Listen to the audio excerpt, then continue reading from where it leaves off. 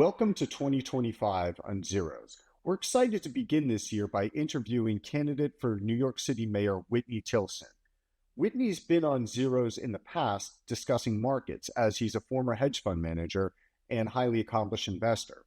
In this interview, though, Whitney's going to be discussing his vision for New York City when he's mayor, along with explaining how, as an outsider, he can actually be elected mayor. I hope you'll enjoy this as much as I did. Whitney, thanks so much for joining us. Very exciting. My pleasure. Good to be back on, Carson. So, elevator pitch here. Why are you running for mayor of New York City?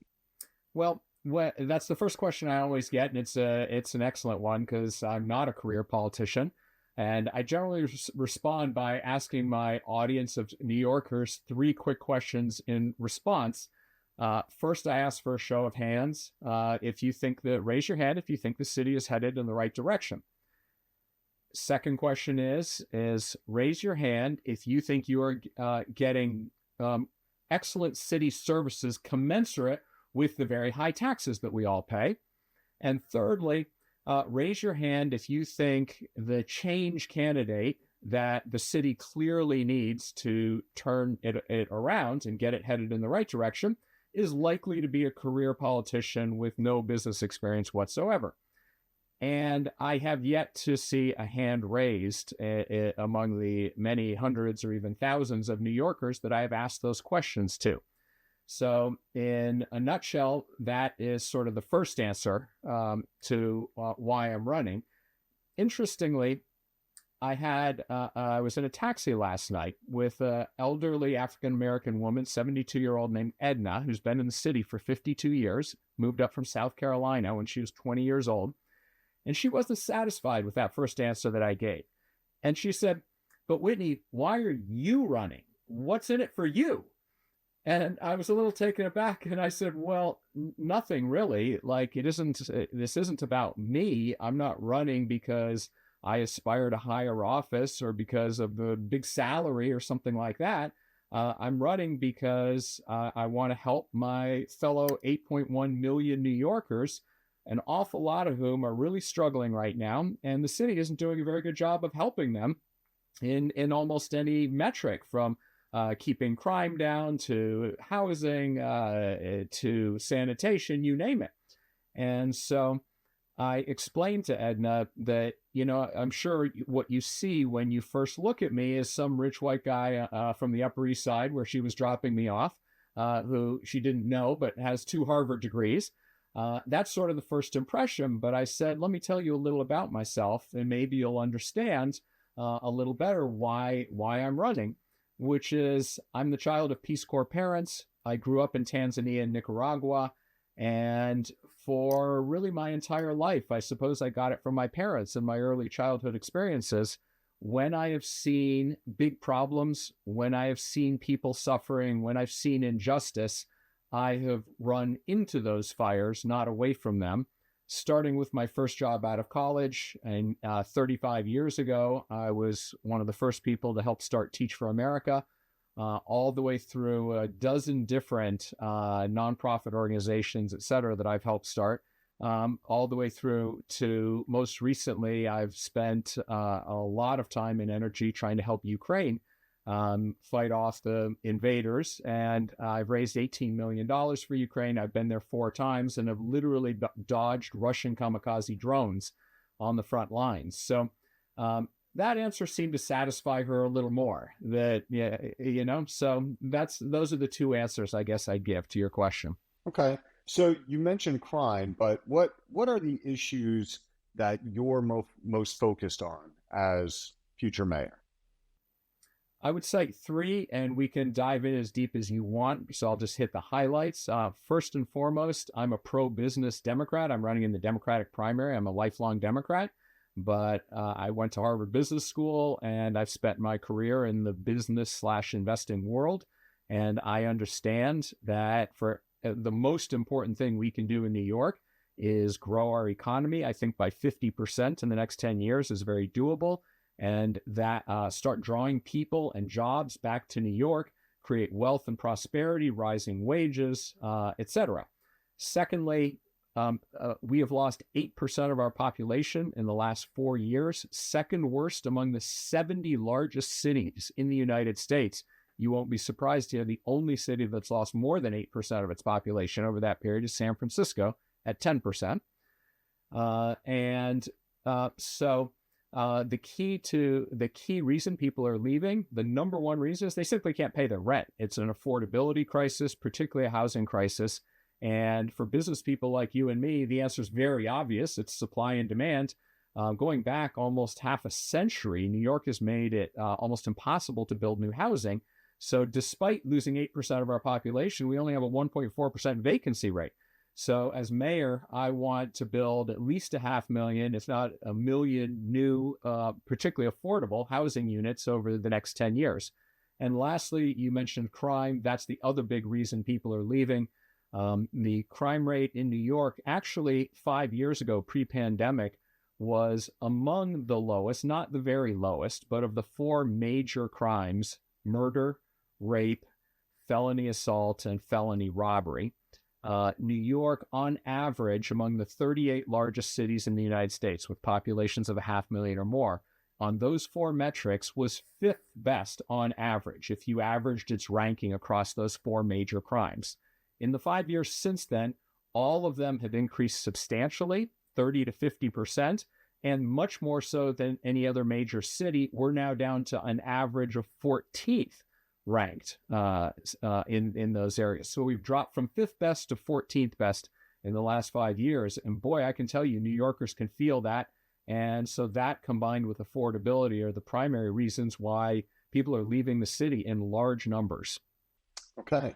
So you put at the top of your list growing the economy and being pro-business. What does that mean in practice? And how does that equate to jobs? And I'm going to give you a criticism that I'm sure you're going to get from the left or the left flank. Is that just more money in finance, or does that actually mean concrete jobs for New Yorkers up and down the income ladders? Yeah.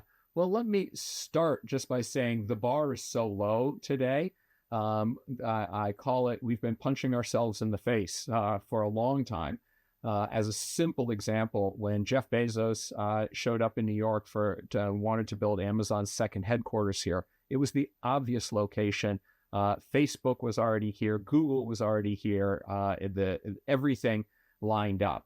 It was a layup for us, and he was going to invest tens of billions of dollars, create tens of thousands of jobs, and a handful of left-wing activists, AOC and the like, drove him away, and he ended up investing all that money and creating all those jobs outside of Washington, D.C. If I were mayor, I would have shown up at Teterboro, the private airport, when his jet arrived, would have picked him up, driven him to City Hall, sat down with all the key people for zoning, environmental, real estate, et cetera, permitting, and gotten the deal done. So it would just be at the top level, it'd just be a wholesale change in attitude. And by the way, it's easy to talk about anecdotes, but actually CNBC ranked all 50 states on both surveying business people, but actually looking at the data, and ranked New York State dead last of all 50 states in terms of business friendliness. Well, I'm going to be super business friendly because businesses are the lifeblood of New York. And I'm not just talking mega businesses and the huge hedge funds and Goldman Sachs and the like. I'm talking all the way down to the small businesses, the local pizza shop my friend owns that just closed down because he couldn't make it work because costs were rising. He didn't feel the people in his neighborhood, and he didn't feel safe in his neighborhood. Taxes were out of control. And so small businesses are getting hurt as well. And I've been a small business owner. I've started 6 small businesses, mostly related to the investing field, since I've been in New York for 31 years. So I want to be a champion of small businesses as well. So how do you do that as mayor, given that, as you mentioned, the state itself is considered to be so business unfriendly? So the New York City government obviously exists underneath this enormous state government. What can you do as mayor to help small businesses, not just the mega businesses such as Amazon? It's a lot of little things. I've talked to hundreds of small businesses. And for example, a simple thing, New sanitation requirements to reduce the rat problem make a lot of sense, actually. That requires businesses now and residential buildings of a certain size they don't just put the trash out in big black bags, which the rats can easily eat through and get through. They now have to be in plastic bins. Two different business owners just in the past week have told me, they support the plan. It's great. They've gone and bought the bins, and homeless people or other people are stealing the plastic bins. And one woman said she had to chase the guy down the street and say, "Hey, what are you doing?" and had a confrontation with him. And he was just sort of some mentally ill homeless person. And I said, "Well, why did he want the bin?" And she said, "Well, one of two reasons. Either just to carry his stuff around, like his big plastic suitcase has wheels on it, or he was just going to sell it to some other business, sort of petty theft." And I said, "How long have you owned your bar restaurant?" She said, 15 years. And I said, "Well, what is the environment like as a business owner relative to the previous 14 years? And she said, "Right now, it's the worst it's ever been." And she said, one of the big reasons is there's just a lot of petty theft going on. And this gets back to my commitment to cut violent crime by 50% in the city in the first 4 years. Part of cutting violent crime is also you got to address the small crimes and the revolving door in our justice system. So that's certainly one element. All of this feeds together, of course, right? So that would be one of 100 examples I could give of lots of little things we have to do. There's no one magic bullet that's going to all of a sudden make New York number one in business friendliness. When you talk about crime and how it's an issue all the way from the four major crimes that you outlined down to the petty crime, that does remind me a little bit of that broken windows theory of policing. And I understand that might be a loaded term, but at least on the left. But what's your view of these quality of life crimes, and how do you handle them, and to what extent should they be prosecuted? For example, turnstile jumping.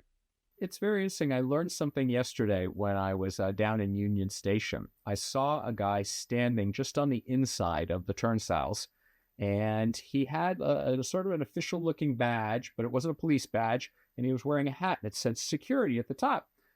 And I said, I went up and said, because I'm running for mayor now, so I just go up and start talking to New Yorkers and hear their story. I've never seen someone like you. What are you doing? And he's like, "I'm hired by the NYPD." But I said, "You're not a New York City police officer." And he said, "No, I'm here for security, and I'm here as a deterrent to the people jumping turnstiles." And I said, "Well, what happens if somebody does? Can you arrest them or do anything?" He said, "No, don't have that power. I don't carry a gun, whatever. But the mere fact that I'm standing here." And then I noticed a few more around, that sort of makes sense to me, right? That's a good investment. And by the way, those folks cost a lot less, I'm sure, than fully trained, armed police officer. So I think we've gone too far. We went from an era back when I first started getting involved in criminal justice reform, where we were perhaps over criminalizing small things. And but the problem is the pendulum has swung too far, where we've now created a revolving door that just allows totally unacceptable bad behavior, not even necessarily hugely dangerous, but it makes people feel unsafe. So, for example, I'm sure you're familiar with Washington Square Park, a beautiful historic park where people bring their families. Right now, 24 hours a day, it is an open air drug market. Now, there aren't a lot of shootings. Nobody's pulling guns on the pedestrians or whatever, but nobody feels safe bringing their family there anymore. I was there. I pick up trash, and I was picking up, needles and stuff in Washington Square Park. It is completely open. Nobody's hiding. The police aren't stopping it. So we need to stop that. So here's the thing. A lot of this is rooted in homelessness. And a lot of that homelessness aren't necessarily criminally oriented people, but they suffer from mental illness and or drug addiction. And it is not a crime to be homeless. It's in fact a tragedy. Most of these people don't need to be thrown into Rikers, just a brutal and horrible place where you don't want to put people who are simply mentally ill or suffer from drug addiction. But on the other hand, they shouldn't just be allowed out to be out using open parks, et cetera, using drugs, making people feel unsafe, et cetera. So one of my key commitments as mayor is I want to try and end this open air homelessness, and get these people off the street. And by the way, it's gotten very cold in New York now. And it's literally these people can freeze to death at night. So it's not just a question of creating a safer New York for all of us, but it's a question of getting people the help that they need. So I'm sure your next question though is well, how are you going to pay for all that? Because there are a lot of these people, and it costs a lot to treat Actually, people. actually, that's not And my next. That's not my next question. okay, well, It's I'll stop, and if you're interested in how to pay for this, happy to come back to that, because I, a lot of these things are going to cost money. A lot of the things that I want to do, and we can't raise taxes. yeah, I'd love to come back to that, but my impression, having lived in, like, I'm from New Jersey, spent a lot of time in the city, both during childhood and recent years, lived in San Francisco. I've never seen the homelessness as problem as an issue of lack of funds. Now, the homeless advocates often say every time there's a bad headline, oh, we need more money for whatever. But the issue, as I understand it, in general, and I'm not speaking so much to New York City, but I suspect this applies there. It's not that there aren't shelter beds, but that you have people who refuse shelters because of the rules that attach to them. And so then you've had this policy called Housing First develop, which says, well, we're going to give you permanent housing with no rules, and even that appears not to work. So, putting aside how you pay for this, what do you do to get people who don't want to leave the streets off the streets? Yeah, it's a very complex question, and in fact, right there in your home state in Houston has become a national role model that I'm studying closely. And I don't claim to be a full expert on it yet, but there's a very interesting case study where both Dallas and Houston 10 years ago, both similar cities in the same state, both decided to tackle homelessness. And Dallas had no luck whatsoever, and Houston cut its homelessness by 60%. And top level is they were very effective. It wasn't just a question of throwing money at the problem in the traditional approaches, but they coordinated city resources so that the police were working with social service agencies, were working with housing, the housing authority, and nonprofits that ran affordable housing. And it wasn't so that they basically went out and they mapped and they identified who the homeless were, and figured out, okay, are these dangerous people that are committing serious crimes, in which case this needs to be adjudicated properly in the judicial system, and they probably need to be behind bars if they're out there committing serious crimes. But most of these people, maybe they need to be declared. They need to, for example, if they're out there acting in a way that's disruptive, that the police can arrest them, but it's probably not enough to incarcerate them. When they're in the judicial system, they need to get a mental health evaluation such that a judge can declare that they can be, against their will, not sent to a horrible place like Rikers Island, but rather to a facility. But they can't just leave whenever they want. And they are mandated to take the anti-schizophrenia drugs, for example, if they are suffering from schizophrenia. And that's what's making them homeless and dangerous, right? So it's a comprehensive approach that involves coordination of a lot of different city resources. And you're right, it's not just a question of throwing money at the problem, though that's a piece of it. In general, a lot of cities in past couple of decades have outsourced management of homeless outreach and homeless services to nonprofits, and have gotten out of the business of providing those services. I mean, do you have a view as to how much, if you want to actually truly be effective, how much the city needs to, and I know this is a little bit loaded because we're going to talk about government bloat, but how much the city needs to expand its own ability to provide these services versus outsourcing, where I think fair criticism is there are a lot of conflicts of interest, or there are at least some key conflicts of interest that are embedded within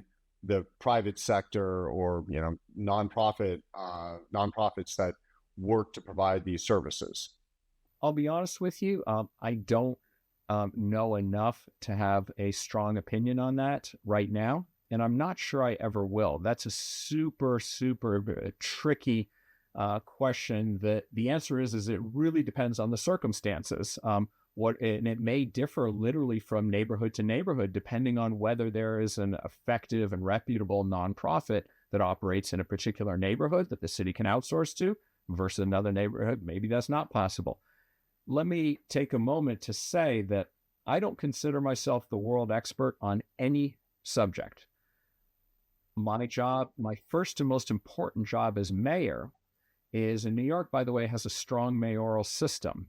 As mayor, I get to appoint the top 155 people in my administration, the chief of police, the chief of every sanitation, education, parks, housing, everything. And it doesn't require city council approval, et cetera. In many ways, more powerful than the president of the United States, whose cabinet needs, Senate confirmation, all right? So, and it's not just the first highest level people, it's the second level as well. So it's about 155 people total. My job, my first and foremost, most important job, isn't to waltz in and think I'm the smartest guy in the room. It's to figure out, okay, let's go down the list, the most important, starting with the most important agencies. What city is doing it the best? Who's doing it the best here in our own city? And for example, in the area of homelessness, as we discussed, if Houston is the best role model out there, let's figure out exactly what they're doing. But more importantly, let's figure out who the person is who's the innovator who pulled this off. And I want to hire that person to come to New York, a city 3 or 4 times the size. That's where Houston was 10 years ago, probably worse, right? And say, come do it on a big stage. Come here to New York. So I'm going to hire the 155 smartest, best people in their particular area. Every single one of them smarter than me in that area. And my message to them is very simple. 2 things. Number one, operate your agency better, deliver better services to New Yorkers in whatever area it is. Lower the crime rate, fill more potholes, reduce rats, make the parks cleaner, the fire department responds quicker, you name it, right? The second thing is I'm going to tell them is find me the waste and the fat. I'm not going to come in as an outsider to say, cut your budget by 10% or something like that. I'm going to say, you know this agency, you know this area, you tell me where there are outside contractors, whether for-profit or nonprofit, that are doing a lousy job, and we should terminate that contract. And we could save a lot of money if we do it ourselves or hire somebody else to do it. Find me the fat. But I'm not interested in cutting the muscle and the bone, right? It has to be done in a very smart way. And let me tell you, in a $112 billion budget, and to give you some sense of perspective, New York City, if it were a state, has the 13th largest population, just after Virginia. But by budget, it would be the 4th largest state budget. So we're a very wealthy city. We have a very high tax rate, which means we have a gargantuan budget. And nobody I've ever talked to thinks that the New York City government is efficiently and effectively spending that $112 billion this year. But I can't tell you exactly how much fat and waste there is and exactly where we can cut it. That's where the people I hire, that's going to be their second most important job, after first and foremost just delivering better services to New Yorkers. You previewed how you'll govern somewhat there by talking about hiring 155 highly qualified, extremely smart people. But when we think about how that relates to the issues on which you're running, particularly housing availability and housing affordability, is it possible that there are too many government agencies in New York? Can you consolidate them if there are too many agencies? I don't know. That's another area that I'm going to have to punt to experts who know the city better than I do. Most politicians will never admit they don't know something. They'll either make something up or something. Whereas I approach this with a lot of confidence, but also a lot of humility. It's sort of what's key in the investing world. You know as well as I do. Any investment, you better be super confident, right? On the other hand, you're going to get in a lot of trouble if you don't marry that with humility about things you don't know and where you should rely on other people's expertise. So as an outsider, as someone who has not only never served in New York City government, I have never served in, nor have I ever run for public office. I actually think in many ways that's an advantage when we're in a turnaround situation, when the voters clearly want change and change is clearly needed. Someone who can come in who doesn't owe anything to anybody. If I win, I'm not going to, my whole campaign is I am running against my own party bosses and my own party system that I think has been mismanaging this city for a long time. And by the way, this entire state for decades. And so I'm running an insurgent outsider campaign. I think that is a winning ticket this year, given where voters are at and the direction that the city is heading in. But it also does mean that I can't tell you exactly which agencies we might be able to close entirely or merge. I can't tell you exactly how much savings I think we can wring out of the $112 billion. It's many billions of dollars, but I don't know if that's 5 or 20 and how long that will take. But I've got a lot of ideas for where we can allocate a lot of those savings. One simple one would be one of the reasons I think crime has gone up a lot in the past 5 years or so is the number of uniformed police officers has gone from 36,000 to 33,000. You have fewer cops out there walking the streets.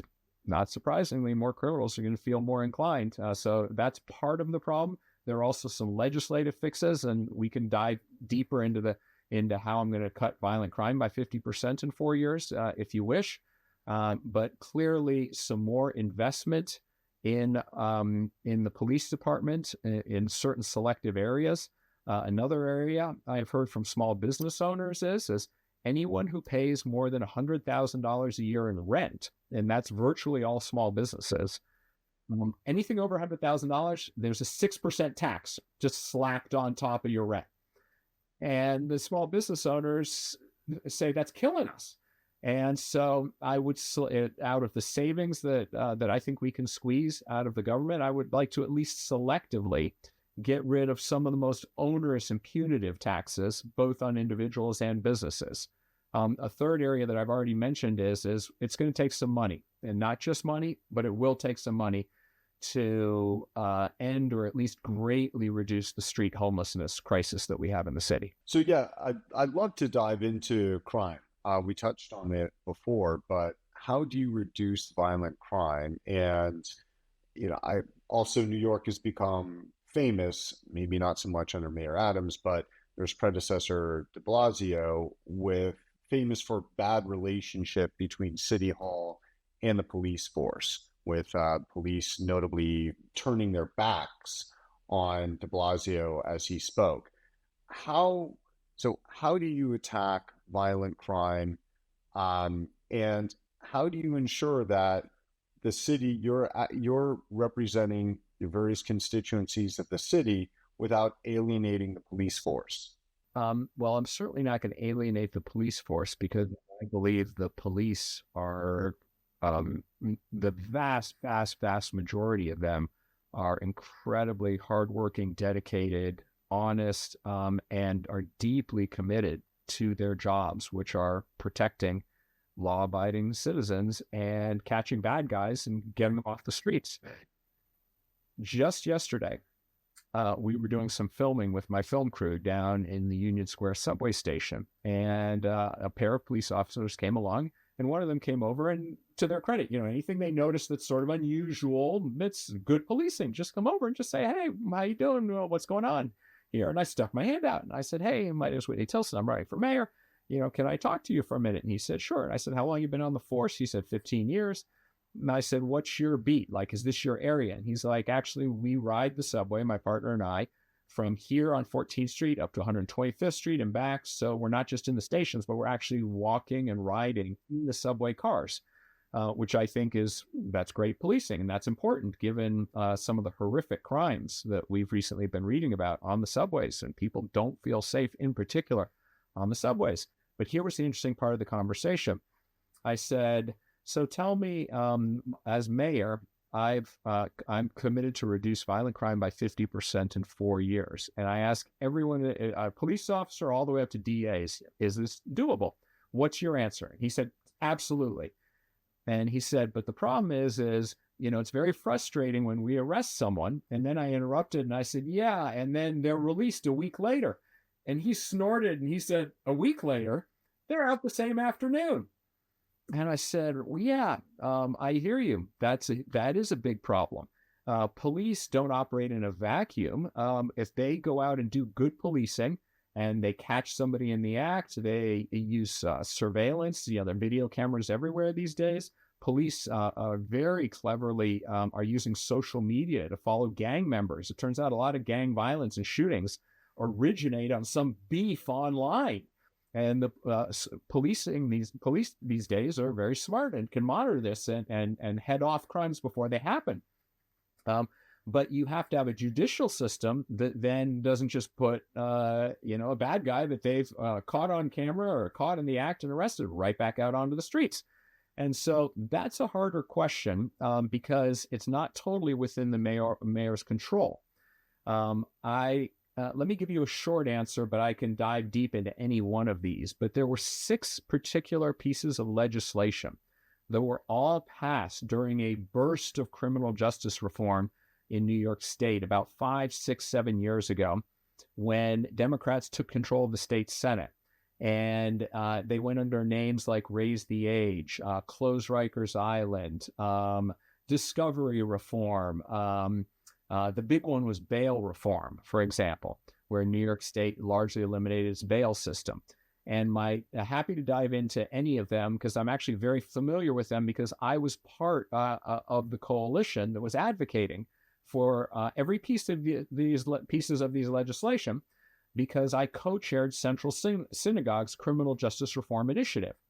But in every case, the legislation that passed went too far and didn't just correct some of the injustices in the system and sort of bring the pendulum to the middle, but the pendulum swung way too far to the left and put a lot of dangerous people back out onto the streets. And so I'm deeply familiar with all 6 pieces of legislation. 4 were passed by the state legislature, 2 were passed by the city council. For example, in that case, sanctuary city legislation. And I would call it enhanced sanctuary city legislation that collectively led to an awful lot of dangerous criminals, violent felons being put back out onto the streets when they should have been behind bars. And there's an absolute direct link, a causational link, not just correlation, between collectively those 6 pieces of legislation going too far and the significant spike in crime that we've seen in New York City. So I'm not calling for repealing all of them, but every single piece of those 6 pieces of legislation needs to be significantly reformed, I would say, to bring the pendulum back to the middle to better protect us all.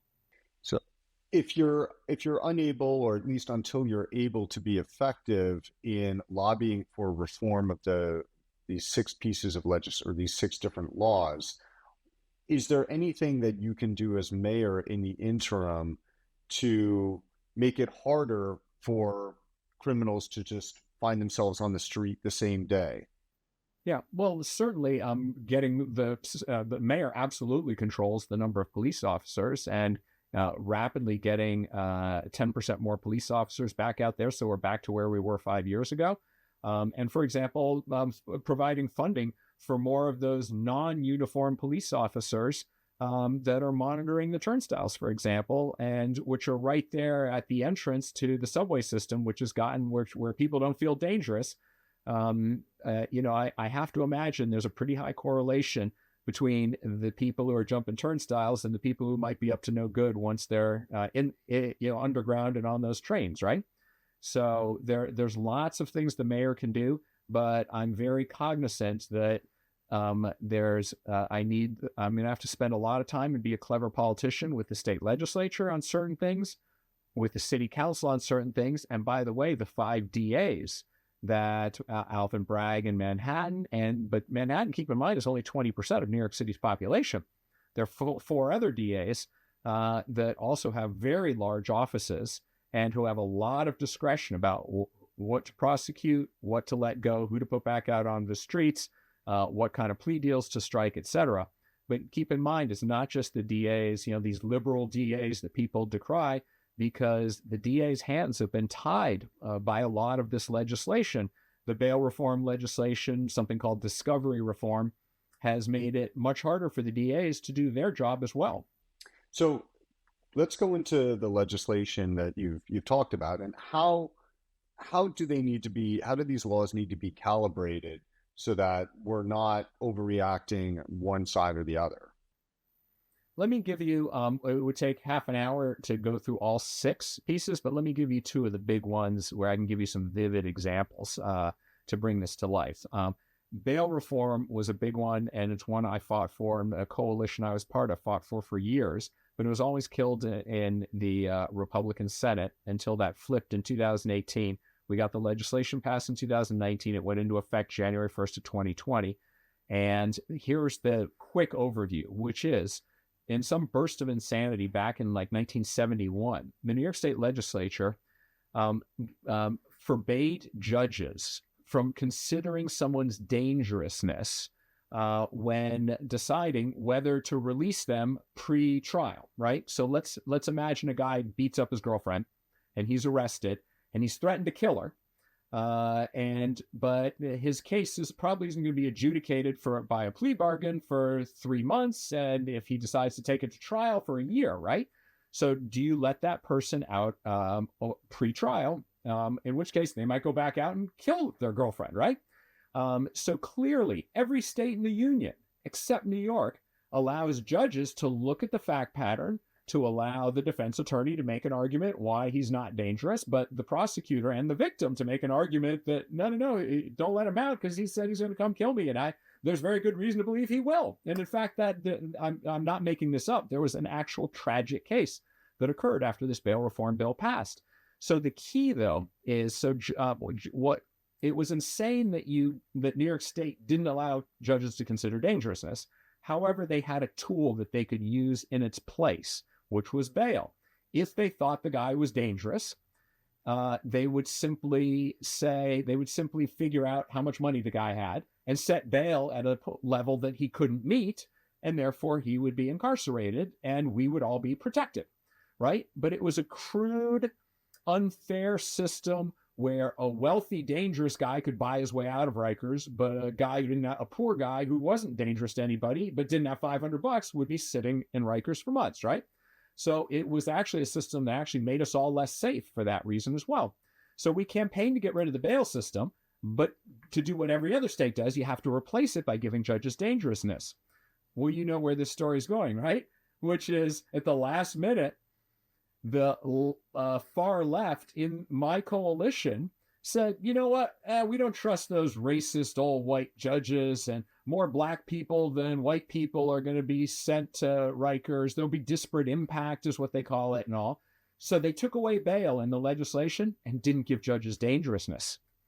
And in 1 year, and they tracked this, and the year afterward, 100,000 people statewide were not incarcerated as a result of this legislation and not giving judges dangerousness.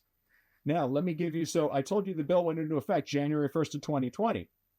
That year, the number of murders in New York City rose by 47%. Now, of course, the pandemic happened during that time as well, so there's sort of a confounding variable, but I'm pretty darn certain that there's some degree of causation here, and it wasn't, and this hasn't just, and by the way, here we are 4 or 5 years later, the state legislature still hasn't fixed this bill.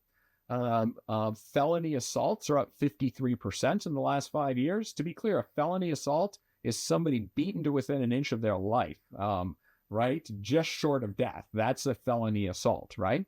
Or somebody shot and grievously wounded, but they didn't die. So it's not a murder, it's a felony assault, right? So felony assaults are the kind of crimes that really make people feel unsafe and cause people to leave the city, for example. Felony assaults are up 53% in a time that the population is down 8%, by the way. So on a felony assault rate is up more than 60% in 5 years since this particular law passed, and it's at a 25-year high. So that would be example one of a well-intentioned piece of legislation that would have worked correctly, I think, and then it got hijacked by the far left at the last minute, and a good idea taken to an extreme turned into a very bad and very dangerous idea. And a lot of crimes and many people are dead as a result of a bad piece of legislation. So I said I would give you a second example. This is one that relates to the city council and sanctuary city. It's a big issue these days with the Trump administration coming in, threatening to deport 12 million people. And so a lot of liberal cities are saying, oh, we're sanctuary cities. We're not going to cooperate with trying to deport everyone who's here illegally. New York City has in fact been a sanctuary city going back to the 1970s. It was a sanctuary city under Giuliani, under Bloomberg, etc.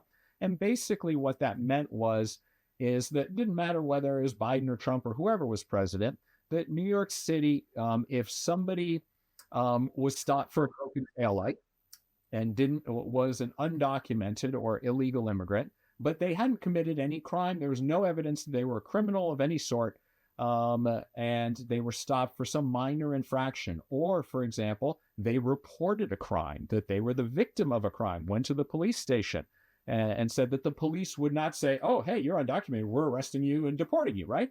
Let's say someone gets injured and they go to a city hospital. You can see the many good reasons why it would be very counterproductive to have, in New York City, it's probably 500,000 people who are undocumented / illegal immigrants, most of whom have been here for a long period of time, the vast majority of whom are hardworking, law-abiding, often have had children here who are American citizens, etc. Why New York City wouldn't want to cooperate with a broad-based attempt to deport all of these people? And I, in fact, agree with that. So what did the city council do, though, back in the first Trump administration, is they passed an extra layer of sanctuary city that basically said, we're going to get rid of the ICE office at Rikers Island, which is where the most violent criminals, people who have been arrested, in many cases convicted, at least for a while, they're going to be at Rikers. And I think it's a great idea if you have someone who's in this country illegally, or they have technically legally, but migrant status, and they're part of a gang and they're out there committing serious crimes. I absolutely want to cooperate. Think the city should be cooperating with the federal government and turning dangerous people over to ICE and put them on the next flight back to their home country if they're here in this country violating our laws and creating mayhem, right? So basically the legislation that the city council passed back in, there were two pieces of legislation, we call it 2018, prevented all cooperation and effectively closed the ICE office at Rikers. And now even the feds, for example, if the U.S. government becomes aware that all the major governments of the world share information, like if somebody commits a murder in Venezuela or Mexico, the governments share that, hey, this person is on our wanted list and we think they might have fled the country. We think they might be in the United States. Well, let's imagine that that person, that murderer in Mexico, is arrested for a broken taillight here in New York City. And you know how a cop takes your identification, goes back and runs it through the computer. We as New Yorkers, we as Americans absolutely want the federal government to be cooperating with the city authorities here, such that that person, the cop entering that person's info into the system says, hey, arrest this person immediately. They're wanted by the federal government for a murder charge in Mexico. Right? I am not making this up. That level of cooperation for people who have committed murders in other countries, who are on the terrorist watch list, the city council passed legislation that basically put an end to all of that. And that's crazy. And that's made us all less safe. And that I don't want to repeal all sanctuary city legislation.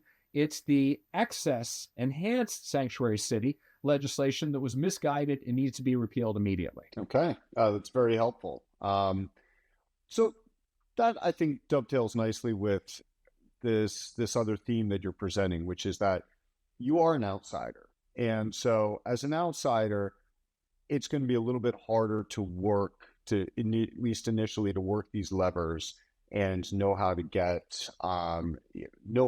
these changes affected. But I think it's also a bit of a misnomer to think of you as somebody who's done well in business and just woke up one day and said, "Hey, you know what?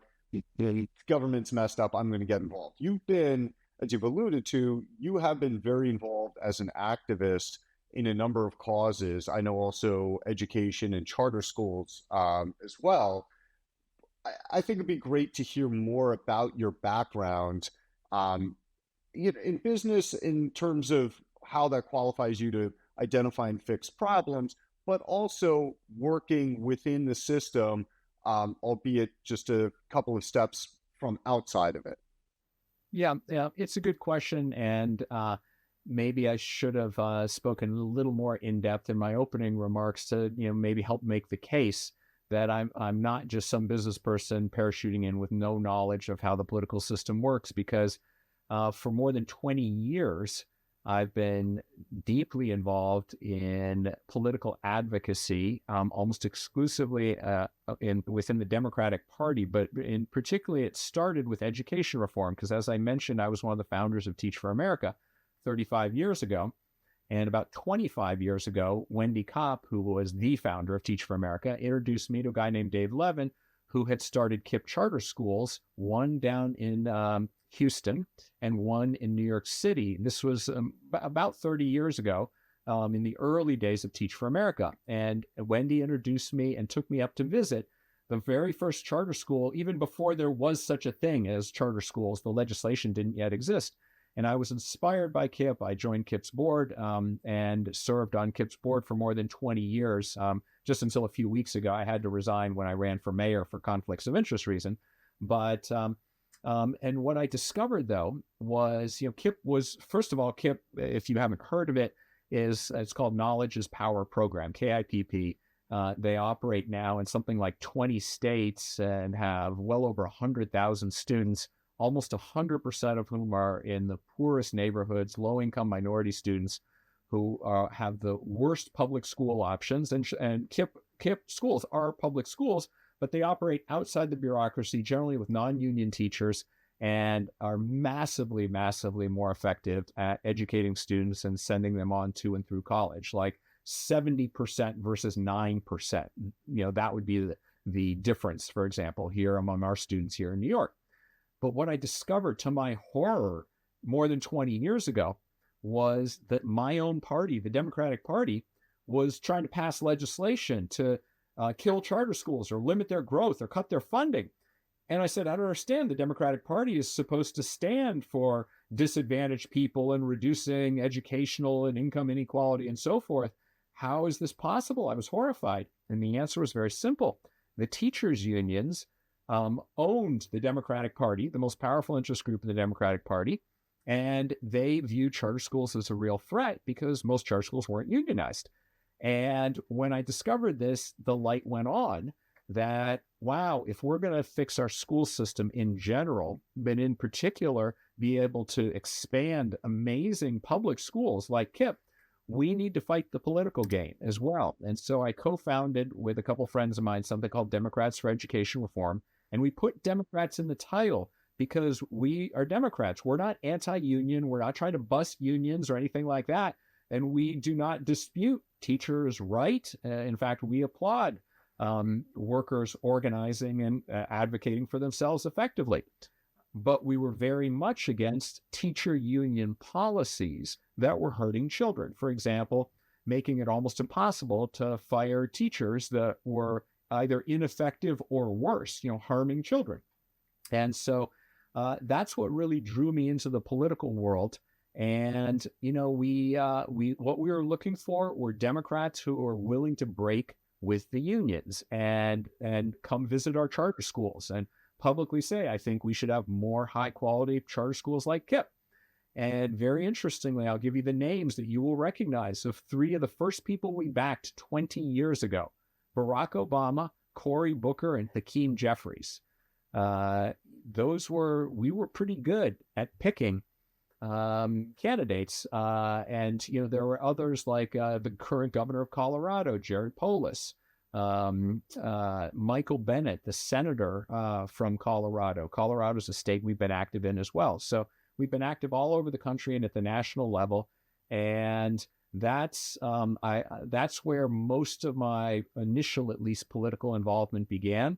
And so I discovered that it is possible through clever advocacy, through raising money for the right people, through, I learned a lot, both about how hard it is, but also how possible it is to bring about change in even the biggest, most bloated, most controlled by special interest governmental systems.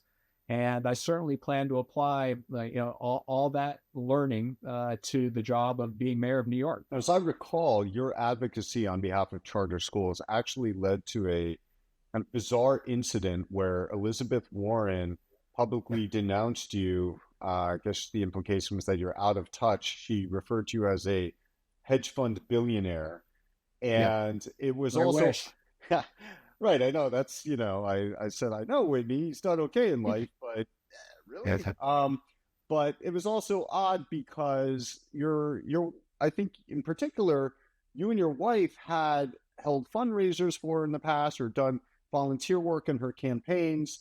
Was that incident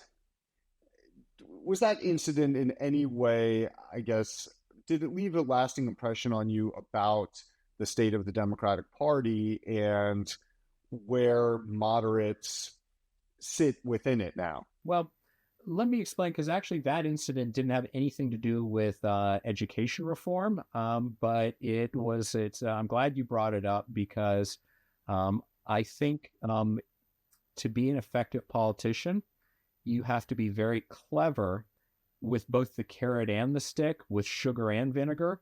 And my natural inclination is I'm a friendly guy. You've known me for a lot of years. I don't have a mean bone in my body. I'm not vindictive. If somebody does me wrong, I generally just, cut them out of my life and move on and hang out with high quality people that I choose to surround myself with. But in this particular, look, if to be an effective politician, you also have to be willing to play hardball, and you have to be willing to go to the media with a story to go after somebody who's doing wrong, and et cetera. And so this is a case of that, where it was right after Trump had gotten elected, and he had just announced Steve Mnuchin as a Treasury Secretary.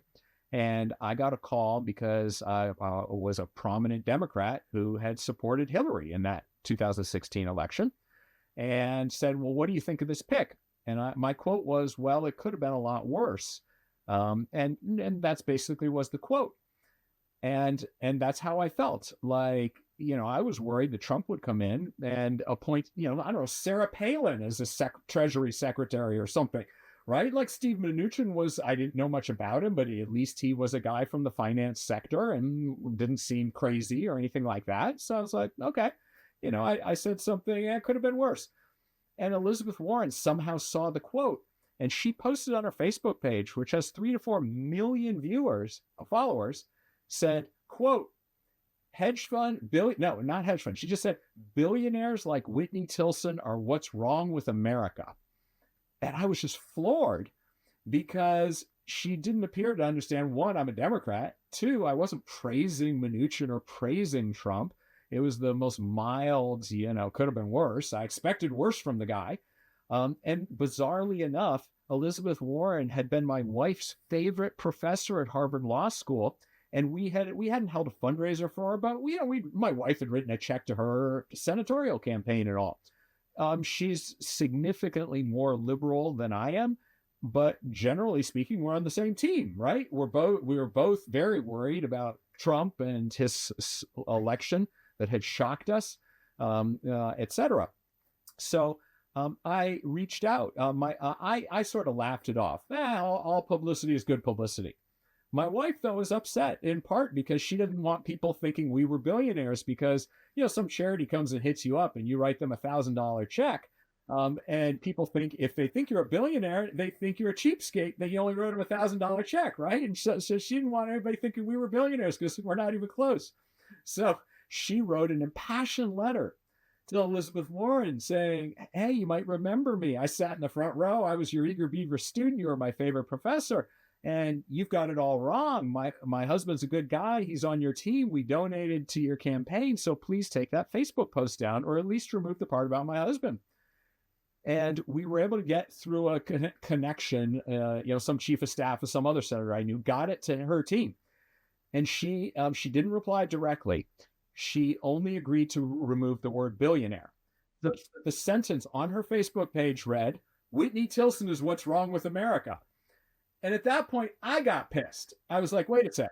We gave you the chance to fix your obvious mistake, but you're defaming now. You're wrong. But two, I'm a private citizen. I'm not a fellow politician. Like, here you are attacking a private citizen on your Facebook page. It's just the kind of attacks that you were decrying Trump for attacking private citizens and saying how bad that was. And now you're out there doing it yourself. So I called up Andrew Ross Sorkin, a friend of mine or an acquaintance of mine at the New York Times, who I remembered had written something. I knew he didn't like Elizabeth Warren very much, and I thought he'd like this story, and I was right. So the next day, he publishes a front page of the business section story in the New York Times about Elizabeth Warren going off. Then the local paper, the Boston Globe, which is owned by the New York Times, puts the story on the front page of the local Boston Globe. The next day, Elizabeth Warren issues a public apology and calls me up and said, hey, Whitney, I'm sorry, this was a staff error, etc. And I'd love to meet with you, when I'm next in New York. And sure enough, a couple months later, my wife and I sat down and had a nice meeting with her, and bygones were bygones. But I think it does show how the far left, I think, in many ways overreacts to Trump and says and does things that are self-destructive, number one. But two, it's also is a very good political lesson for me that, hey, generally speaking, try to be nice, try and persuade somebody to do the right thing. If they've done the wrong thing, try and persuade them to do the right thing. Give them a quiet, easy way to fix it.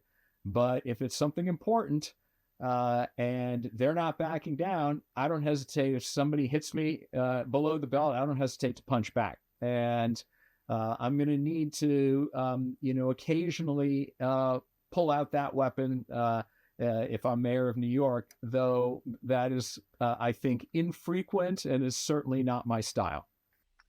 So speaking of the far left, there are, from what I've counted, 33 candidates in the race for mayor. Now, only a few of them, at least through October 7th, have raised appreciable money. Current Mayor Adams, a lot of these donations predated the scandal. He's got about $5 million that he's raised. Scott Stringer is a little north of $2 million, I believe. And other than that, you've got a candidate with $1 million or 1.1 million, another with 700,000. But in such a crowded field, how do you win? What's your path to victory? I am the only business person and the only non-career politician in the race. So I'm the clear change candidate. All the candidates are trying to position themselves as change candidates, obviously, given this environment and given that surveys show a majority of New Yorkers agree with me this city's heading in the wrong direction. But I don't think any of them can credibly claim to be change candidates when they've been career politicians. And they're sort of scrambling to disavow the, what they were saying not too long ago. So that's the clear path. In terms of fundraising, I cannot disclose publicly yet, but the next filing deadline for all candidates is January 15th. We are all taking 8-to-1 city matching money, meaning any resident of New York City who donates to any of the candidates from as little as $10 up to $250, the city matches 8-to-1. So somebody gives me $100, my campaign gets $900, the $100 donation plus $800 from the city. So I'm asking all of my friends in the city, first and foremost, can you give me $250, which gives my campaign $2,250? And so it's hard work, I can tell you, and it hasn't helped that everybody's been on vacation for the past 2 weeks. But I'm pushing hard to raise a big number that will propel me into the top tier of candidates in terms of broad-based support and financial support. And that's just going to happen. That's going to be reported in a couple of weeks. And I'm pretty confident it's going to be a good number. And it's going to put me into contention and give me the resources, by the way, I need to hire a great team that I'm well on my way to building. And once you're considered credible in terms of having raised a meaningful amount of money from a lot of people, at that point, the media starts to pay attention to you. The community groups and the churches invite you to come speak, and you build momentum. And so I've got a very clear message, very differentiated, I think very resonant with where New Yorkers are at right now, that they want change. And now the biggest hurdle I have to overcome is that the Democratic Party has created a very difficult system for anyone, an outsider, because they've scheduled the mayoral election in an off year of 2025. They stuck the primary on the worst date of the year, right in the middle of the summer on June 24th. And it's a deliberate attempt to suppress turnout such that the special interest groups that can reliably turn out their voters can effectively elect the mayor, who then is supposed to negotiate with them. Well, that's one of the problems, of course, we have with the system. Imagine what that negotiation looks like. So last election, only 26% of registered Democratic voters turned out to vote, and where Mayor Adams won the primary, and that effectively delivers you in a heavily Democratic city. That means you're going to win the general as well. So my challenge is, and you could argue, I have very little chance of winning because of the way the system is set up. It's sort of deliberately rigged against outsiders like me. On the other hand, you could argue that I'm very likely to win because we're in an environment that voters are clearly angry and upset about affordability and crime and et cetera, and the city's clearly heading the wrong direction, and they're going to vote for the change candidate, and I'm the only one. So you got to weigh those two things. But I am not sitting here claiming I'm the favorite, but I am telling you for sure there is no favorite in this race right now. And so I've got as good a chance as anyone.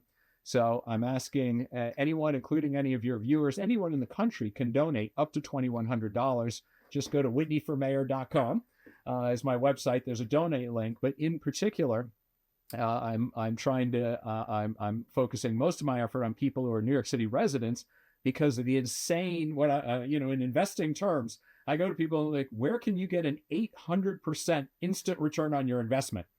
And that's what this is. You give my campaign $100 and boom, to help me out, and my campaign gets $900, right? So that's the final pitch I would make to you and to your viewers. Okay, so for our viewers, if you like what Winnie had to say, especially if you live in New York City, you should donate, because New York City residents will be matched for every dollar they send in. You will get another $8 from the city. But I guess most importantly, postpone the Hamptons trip and vote in the primary on June 24th. Yeah, actually, there's early voting, so eight days prior as well.